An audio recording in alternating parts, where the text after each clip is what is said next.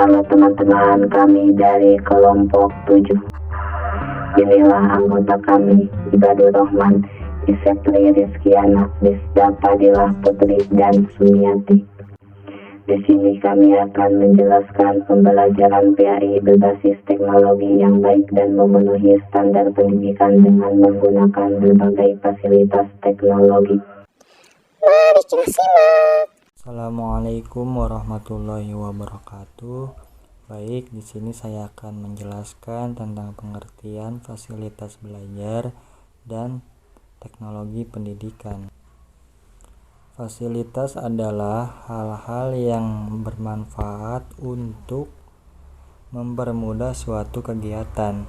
Fasilitas sangat penting bagi proses pembelajaran dan juga menimbulkan minat dan perhatian peserta didik untuk mempermudah penyampaian materi.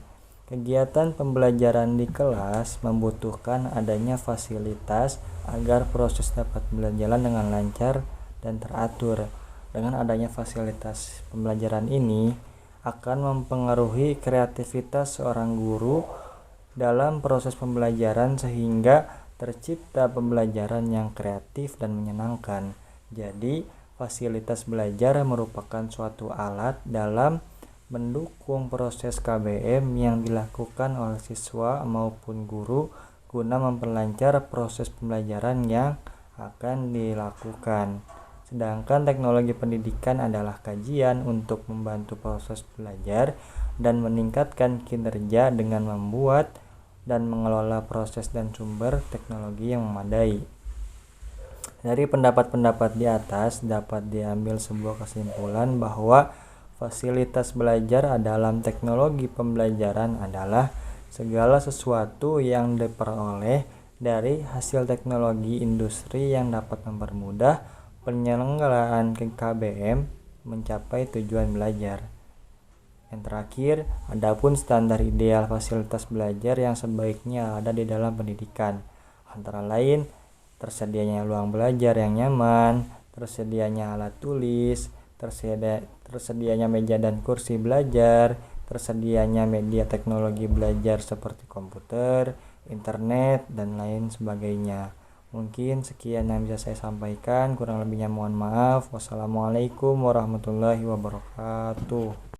Di sini saya akan menjelaskan yaitu bagian B tentang jenis-jenis fasilitas belajar. Yang mana fasilitas belajar dibedakan menjadi dua jenis. Yang pertama ada fasilitas fisik dan yang kedua ada fasilitas uang. Fasilitas fisik adalah segala sesuatu yang berupa benda atau fisik yang mana mempunyai peranan untuk memudahkan dan atau melancarkan suatu usaha, yaitu seperti contohnya seperti perabotan kelas, seperti perabotan ruang TU, perabotan perpustakaan, dan lain sebagainya. Yang kedua ada fasilitas uang, yang mana fasilitas uang adalah segala sesuatu yang bersifat mempermudah suatu kegiatan akibat bekerjanya suatu nilai uang, yang mana ini banyak terdapat pada manajemen atau pengelolaan keuangan. Menurut Wina Sanjaya, fasilitas belajar dibagi menjadi dua macam. Yang pertama ada sarana dan yang kedua ada prasarana. Sedangkan menurut Suryo Subroto, yang mana fasilitas belajar dibedakan menjadi tiga macam. Yang pertama ada alat pelajaran, ada alat peraga, dan media pembelajaran.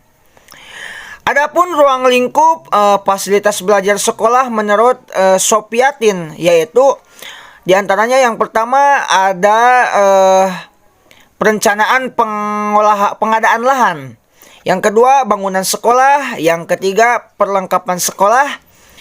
Yang keempat, media pengajaran. Yang kelima, sarana perpustakaan. Sekian dari saya. Assalamualaikum warahmatullahi wabarakatuh. Nah, materi selanjutnya adalah penerapan teknologi pendidikan dalam pendidikan agama Islam. Nah, teknologi dalam pembelajaran diartikan sebagai mekanisme mendistribusikan pesan termasuk sistem pos, siaran radio, televisi, telepon, satelit, dan jaringan komputer. Nah, penggunaan teknologi dalam pembelajaran mengarah pada penggunaan internet atau jaringan komputer. Nah, keberhasilan pembelajaran yang dilakukan dalam satu kegiatan pendidikan adalah bagaimana siswa dapat belajar dengan cara mengidentifikasi, mengembangkan, mengorganisasi, serta menerapkannya ketika proses pembelajarannya berlangsung. Nah, dengan demikian, dalam penerapan teknologi pendidikan hendaknya disesuaikan dengan konteks dan karakteristik siswa dan tingkat kemampuan kognitifnya. Nah, untuk itu, teknologi menekankan pada pelaksanaan dan pemrosesan data seperti menangkap, mentransmisikan, menyimpan, mengambil, memanipulasi, atau menampilkan data dengan menggunakan perangkat-perangkat teknologi elektronik, terutama komputer. Nah, berikut adalah penerapan teknologi dalam pendidikan agama Islam. Antara lain penggunaan program PowerPoint dalam proses pembelajaran pendidikan agama Islam di kelas. Nah, melalui program tersebut, guru hanya menulis poin-poin penting materi yang akan disampaikan.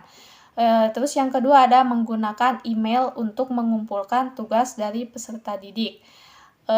Selanjutnya menggunakan mailing list untuk diskusi kelas yang diajarkan. Terus ada juga menggunakan weblog untuk pembelajaran di dalam atau di luar kelas. Baik, di sini saya akan sedikit menjelaskan tentang pengaruh fasilitas terhadap pendidikan agama Islam.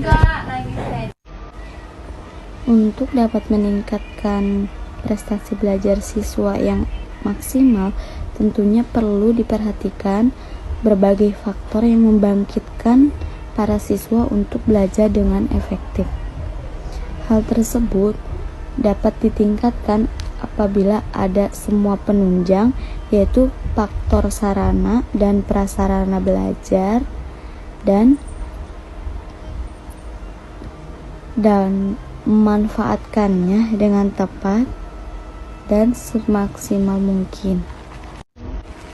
Seperti halnya dalam dunia pendidikan, khususnya dalam proses belajar mengajar yang optimal, siswa banyak terpengaruh oleh motif-motif yang berasal di luar dirinya maupun yang berasal dari dalam dirinya, atau mungkin dapat terpengaruh secara bersamaan dengan sesuai dengan situasi yang berkembang.